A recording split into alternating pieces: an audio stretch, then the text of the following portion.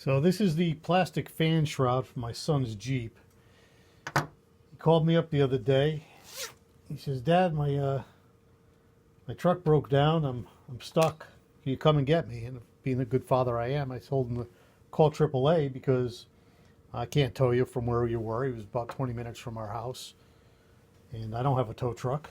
And you know, he had to go on the highway, so AAA brought him home, and he's changing his water pump. And not being a finesse type of person, this plastic and it being cold, just brittle, just broke. So you can buy a new one for like 20 bucks delivered, but it's going to take him a few days to get here, and he wants to get this Jeep back on the road. So I'm going to plastic weld this back together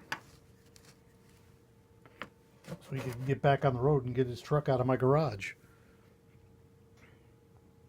The way I like to do this, I got some ordinary staples from a staple gun, not the staples from a paper stapler, but you know, the stapler for a stapler gun. They're pretty heavy duty, and then I heat them up with the torch, and I'm going to drive them right through there to make that butt connection hold in place and give it some reinforcement. I hope you can see that.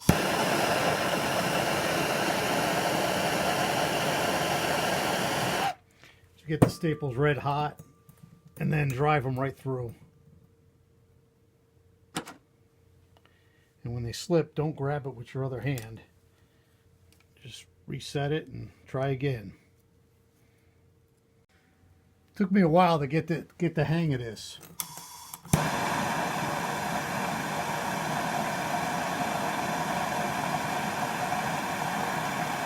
The trick is to get a good grip on the staple with your pliers, and then it'll go in. You see, it didn't go there because I'm hitting the back side of that's hitting something. So I got to pull this out and try it again. Doesn't want to come out, but it will. Get a fresh staple, and it won't burn my finger. I get it red hot. And I don't know if you can see, there's a ridge with the curve, and it's doubled up on the other side, so it won't drive through. So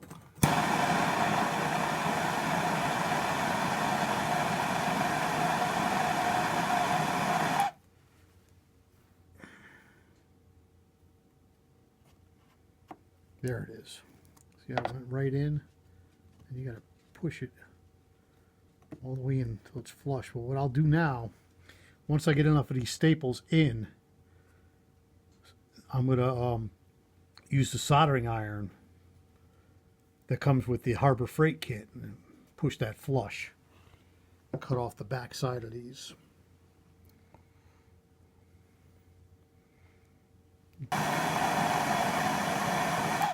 Just as a reminder, why am I bothering with all this? It's a $20 part. I just don't want to wait for the part to come in. I want that Jeep out of my garage. The quickest way to do that is to just get this put back together so we can install it. And he says, you know, why don't I just install it later? Because I know he never will. Simple as that. Let me see what happens when I remove this. Oh, nice. And I can get two more right up in here.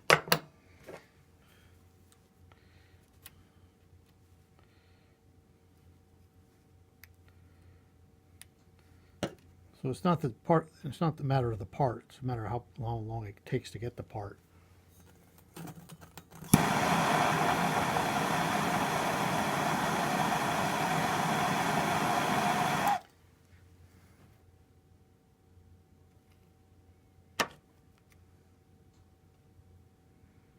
That's the best one so far. So it just buries itself right in there. Nice. So let me show you what I got. I'll get that Frankenstein thing going there, and then on the back side I'll roll it over. You got all that sticking out. Well, I'll cut those flush, and then maybe I'm going to roll this right over, put a piece of screen there, and weld the screen in. So now I got the soldering iron heating up, and it's really, you know, this is a tool from Harbor Freight. I think the kit's like 15 bucks. Comes with this soldering iron, this triangle kind of tip. It takes about 10 minutes to heat this thing up. And what I want to do is try to push these guys flush with the plastic. I think it's got to heat up a little longer. I wonder if I could cheat it and heat it with the torch. I'll try that.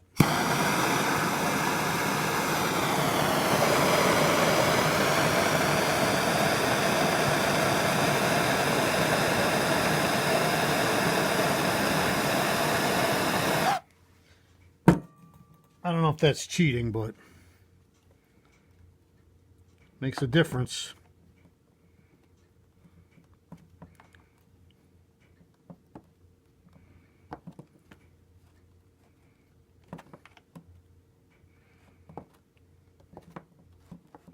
Just want to be really careful and not let it slip and hit my fingers.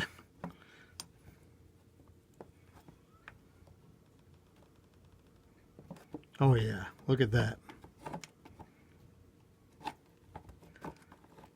I like that a lot. Hope you can see that. It's kind of in the shadow. There it is, right there. Yeah, that's much better. Because I could, he's in the garage doing the water pump, and that's a pretty good angle of the inside. And what I'm doing now is just bending these over.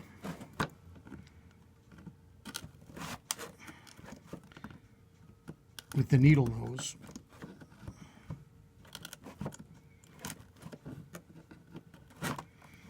Try to give it some more strength. Let me see if I can get it. I know I have a bigger needle nose, but it's just too lazy to go up in the garage and get my tools. There it is.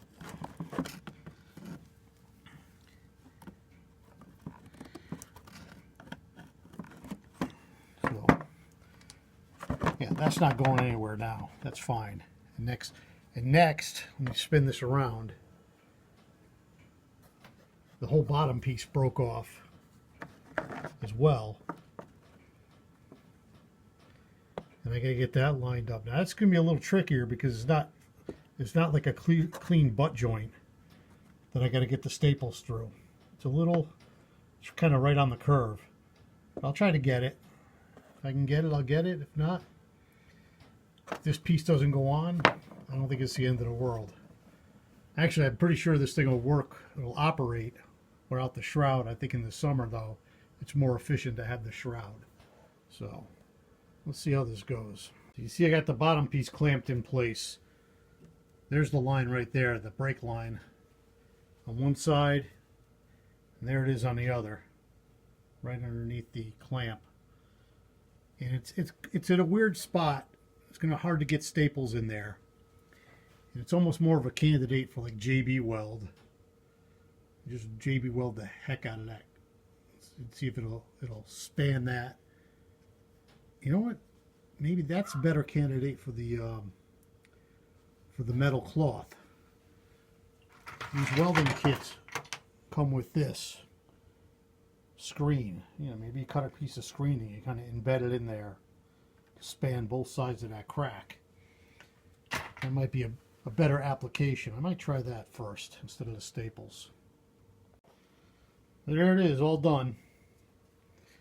I got about 3 or 4 staples in the back. They didn't come out as good on the bottom side because of the curve. But check this out. I'll pick this up, shake it. It'll work fine. And now he could go finish what he's doing. Let's go check on him. Something tells me he's not done yet. You out here? No. Yeah.